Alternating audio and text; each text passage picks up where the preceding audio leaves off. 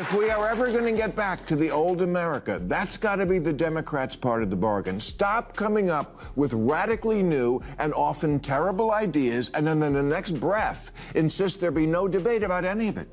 That if you don't see it right away and go along, you're bad, stupid, and deplorable. As if you were saying, duh, 2 + 2 = 5, isn't that obvious? Yeah, it's obvious you can't add. Looting is cool. Healthy at any weight? If the men's football team played the women's team, it would be a tie. The Democrats just can't seem to get a win lately, and Bill Maher says he knows exactly why. On a recent episode of Real Time with Bill Maher, the outspoken comedian didn't hold back. He laid out what he thinks is causing the party to lose support across the country. With the midterms getting closer and 2028 already on the horizon, Maher sent a clear warning. He believes the DNC could be heading toward another major setback if it doesn't change course soon. According to him, sticking to the same old strategies and recycled talking points could turn into a political disaster. So like always, make sure you hit subscribe, get comfortable, and let's dive right in. Now, I don't think most liberals are insane, but neither do they make it clear they disapprove of the ones who are, and their cowardice in not marginalizing their own crazies has been their downfall. I couldn't get Neil deGrasse Tyson, a genius scientist and preeminent scientific voice in the media, to agree that it was ridiculous for Scientific American and The Atlantic to be claiming that separating sports by sex doesn't make sense. Yes, it does. Actually, it makes perfect sense. And it's obvious that it does. Bill doesn't waste any time going after what he sees as the Democrats' broken strategy. In his view, the issue isn't just bad messaging, it's about promoting ideas that many voters feel don't line up with basic science or plain common sense. He says when party leaders support positions that seem extreme or out of touch, they push away the middle voters they need most to win elections. And that's where things get risky. He also points to moments when respected voices like Neil deGrasse Tyson get pulled into heated political debates. When science starts mixing with ideology, it can blur the lines between clear evidence and opinion. For everyday voters, that creates confusion and slowly weakens trust in experts. Bill's bigger message is simple. When a party focuses more on niche culture battles instead of the real issues affecting people's kitchens and wallets, it can't be surprised when support slips and momentum fades. And there's a lot of stuff like that on the left. And when conservatives see it, they say, I'm sorry, we're just not going to go along with reinventing society, often pointlessly, even if we have to cancel democracy to do it. That's what they're saying. They see gender as only a construct and sex is assigned at birth, and they say, we're not doing that.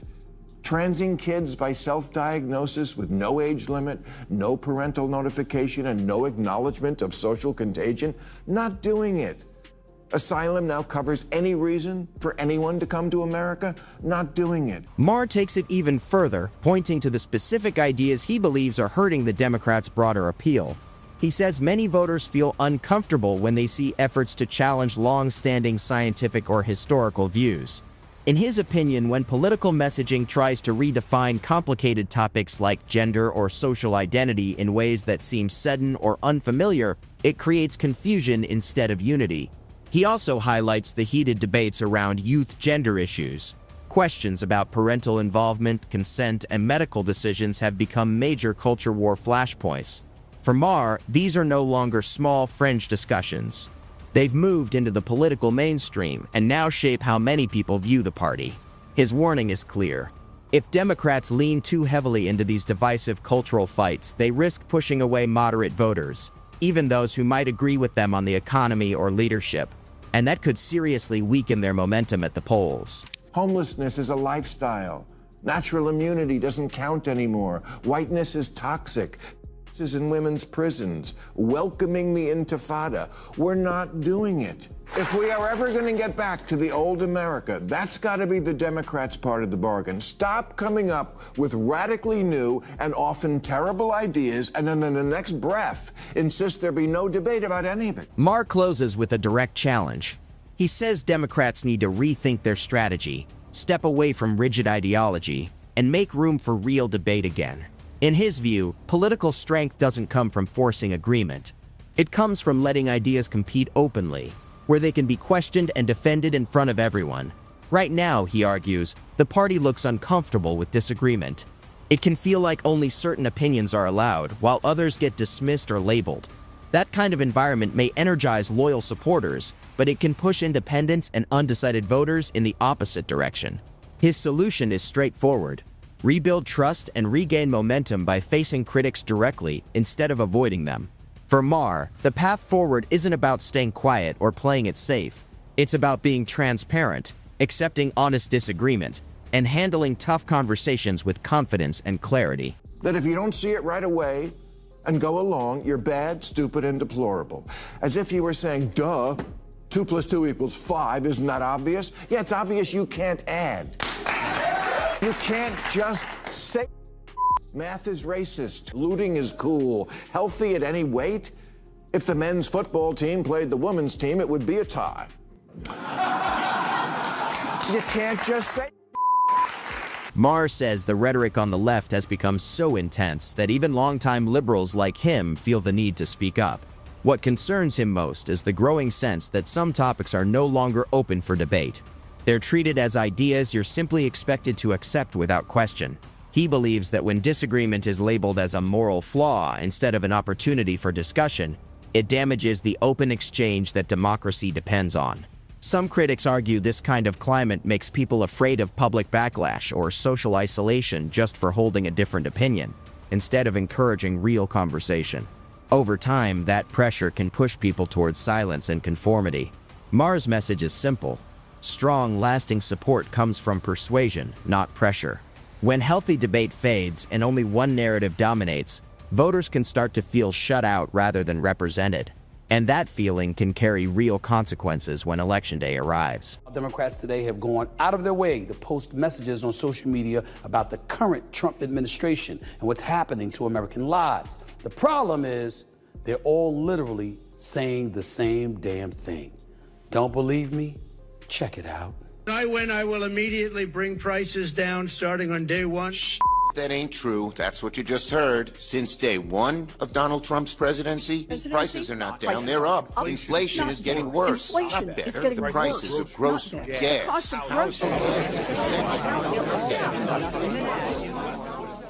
Now you see why Stephen A. Smith was in the polls as a presidential candidate? You see what I'm talking about? You see that idiocy right there? You talk about something, people being tone deaf. Stephen A. Smith has also spoken out about what he sees as another mistake by Democrats: the constant habit of framing everything Donald Trump does in the worst possible way. He warns that nonstop outrage can lose its impact, especially when voters start to see it as routine instead of meaningful. Smith points out that Trump was heavily criticized long before he ever stepped into the White House, and it didn't stop him from winning. That's what confuses him. Even after that lesson, many leaders continue using the same strategy. Rather than offering a bold and inspiring alternative, the focus often returns to attacking Trump at every turn. Smith's message is clear: voters don't just want constant criticism. They're looking for leadership, practical solutions, and a vision they can believe in, something bigger than endless political fights. Why the hell would 22 Democratic senators be literally echoing the same thing and think that would resonate with the American people? All it shows is that the same fabric of our democracy is unchanging in the eyes of some of these officials, and as a result, the constituency they represent, which is why Donald Trump is in office. What, do I have to come up to Capitol Hill and give you lessons? Seriously, you don't get it? Oh, you did. Elizabeth Warren, Cory Booker, Chuck Schumer. Let's all get together. Let's put this in a prompter, and all together, albeit in separate rooms, we'll grab a microphone and say the same damn thing. Stephen A. Smith didn't hold back. He criticized what he sees as hypocrisy at the top of the DNC. In his view, too many public responses feel staged, carefully planned moments designed to grab headlines instead of create real change. He points out that Americans are dealing with serious problems like inflation, job insecurity, and the rising cost of living. But instead of focusing fully on solutions, party leaders often appear more concerned with symbolic gestures and media moments. Smith says voters aren't foolish. They can tell the difference between leaders who are truly involved and those who are just protecting their image. That disconnect, he argues, builds frustration and slowly damages trust. His advice is straightforward. End the political theater. Get back to real issues, reconnect with voters, and show authenticity through actions, not just polished speeches and performances. Chuck Schumer and the typical politicians, oh, inflation is high. Oh, look at them pointing the fingers at the migrants. Oh, look at them blaming immigration. They don't care about you. Oh, by the way, they don't care about you. Well, why would you bother people from the LGBTQ community? Why would you bother folks with transgender and all this? Why would you do that? That is what the Democrats say. That's what most politicians would say. Here's Trump. They're pieces of shit. They don't give a about you. It's rigged. They've hoodwinked you all the time. They think you're a freaking joke. They give you the middle finger anytime they want to. Here's Trump. Fuck them. They ain't worth shit. Stephen A. Smith draws a clear contrast between Donald Trump and the DNC's leadership style. He says Trump's biggest strength is his blunt approach. He points out problems directly, speaks in simple terms, and promises fast action, qualities that appeal to voters who value decisiveness. Whether people agree with his policies or not, Smith argues that Trump projects clarity and strong intent. Supporters feel like he says exactly what he means. On the other hand, Smith criticizes the DNC for messaging that feels overly polished and carefully managed. He believes that kind of approach can make voters question whether leaders are being fully open and honest. For Smith, authenticity is everything in politics. Voters respond to leaders who seem direct and real. When messaging feels staged or unclear, it slowly weakens trust and credibility over time. And do you know what his followers say? Yeah! Yeah! That's how we want you talking to those politicians who's been stealing our money all of these years. It's not what he says. It's how he says it. He does it with vitriol and venom to show a disrespect to politicians who the public have no respect for because they feel they've been hoodwinked by those same politicians. He's using it to separate himself from the cesspool that is Capitol Hill. And how does Capitol Hill respond? By showing them they're still Capitol Hill. Stephen A. Smith says Bill Maher understands something many politicians miss. A lot of Americans are tired of the political class. Maher taps into that frustration by openly criticizing leaders, institutions, and decisions he believes deserve scrutiny. He does it in a blunt and unapologetic way. Smith believes that kind of direct approach connects with people who feel their concerns are ignored or watered down by typical political talk. It gives Maher an advantage, making him seem unafraid to challenge authority no matter which party is involved. In comparison, Smith says the DNC often appears careful and restrained, which can come across as hesitation instead of strong belief. He argues that voters respond to boldness and clarity, especially at a time when trust in politics is low. The main point is simple. Straightforward authenticity and fearless engagement grab attention, and they can help rebuild credibility with voters who feel disappointed or disconnected. Did you see me on The View Tuesday afternoon? Did you see when they said, we don't believe there's a Trump mandate? I said, oh, really? Did you see the former press secretary for the White House come on? I think Stephen A. is wrong. I don't believe what he said is correct. Donald Trump has the lowest approval ratings in the first month or so, or the 2 months of a presidency in American history. Oh, really? But didn't he win all the swing states? Didn't his popularity elevate within 89% of the counties in the United States of America?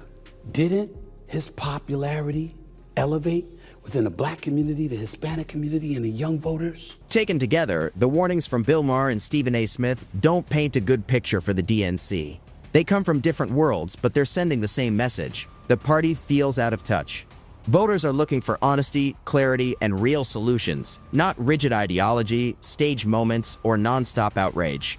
Meanwhile, they argue that Donald Trump gains support by projecting decisiveness and authenticity. Love him or dislike him, they say the takeaway is urgent. If Democrats keep ignoring dissent, avoiding open debate, and relying on performative politics, they risk losing even more ground with everyday Americans. Voters can tell the difference between true conviction and careful calculation. For Maher and Smith, the answer is straightforward. Listen more, engage openly, and rebuild trust before frustration turns into long-term political rejection. That's it for today's video. If you enjoyed it, hit the like button and subscribe for more. Thanks for watching, and I'll see you in the next one.